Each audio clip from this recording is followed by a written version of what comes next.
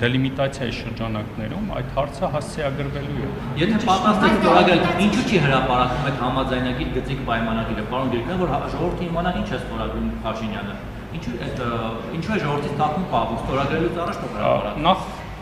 կցանկանայի նշել, որ եթե ուշադիր հետևեք հրապարակային ամբողջ քննարկումներին, խաղաղության պայմանագրի վերաբերյալ մանրամասն տեղեկատվություն հանրության հետ կիսել եք։ Ես հասկանում եմ, խնդրում եմ, սպասեք։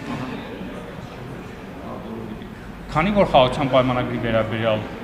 ամբողջ գործընթացի վերաբերյալ հրապարակային կիսվել են, ես հասկանում եմ, որ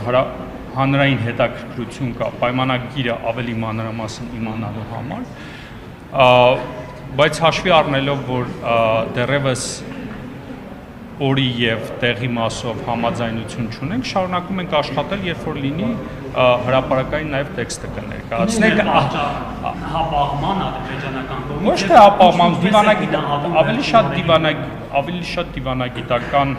մոտեցում է հարցին եւ քանի որ հրապարակային ենք եղել բանակցային ամբողջ գործընթաց կիսվել ենք հանրության հետ, ապա ես որևէ խնդիր չեմ տեսնում այդ։ Ուղիղ կապ չկա Գրիգորյան, Երևանը կոնկրետ տեղ առաջարկել է ադրբեջանական կողմից։ Կոնկրետ տեղ չէ, բայց Հայաստանը պատրաստ է քննարկելու, տեղը համաձայնեցնելու